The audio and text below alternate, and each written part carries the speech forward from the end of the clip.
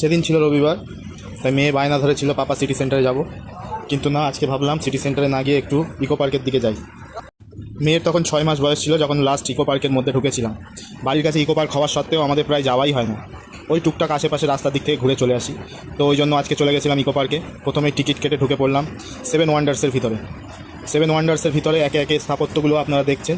বন্ধুরা, কে কে 7 ওয়ান্ডার্সের ভিতরে ঢুকেছো ইকো পার্কে আমাকে জানিও কমেন্টে, এবং 7 ওয়ান্ডার্স যেগুলো আছে সেগুলোর নাম যদি তোমরা জেনে থাকো আমাকে প্লিজ জানিও। আর হ্যাঁ, যারা যারা 7 ওয়ান্ডার্সে আসতে চাও অবশ্যই বিকালের দিকে এসো, কারণ বিকালের এখানকার ভিউটা সবথেকে সুন্দর থাকে।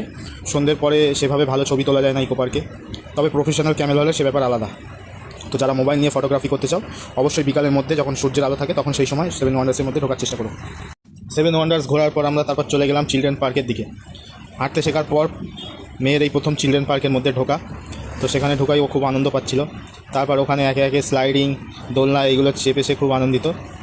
তারপর আমরা চলে গেছিলাম ঝিল পাড়ের দিকে। ইকো পার্কের মাঝখানে যে বিশাল ঝিল অবস্থিত আপনারা সবাই জানেন, প্রায় মোটামুটি সমস্ত নিউ টাউনের মাটি ওই ঝিলটি থেকে কেটে অত বড় ঝিলের সৃষ্টি হয়েছে।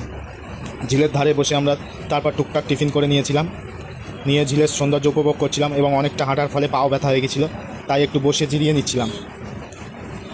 মেয়ে তবুও ক্লান্ত ছিল না, এখনও খুব স্বতঃস্ফূর্তভাবে আমাদের সাথে হেঁটে চলছিল।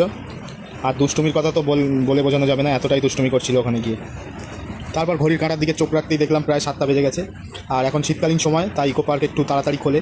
11:30টার সময় ইকো পার্ক ওপেন হয় এবং বন্ধ করা হয় 7:30টার সময়, তাই বেরোনোর সময় হয়ে এসেছিলো। তো বন্ধুরা, আজ এতটুকুই। সবাই ভালো থাকবেন এবং আমাদের জন্য দোয়া করবেন। শুভরাত্রি।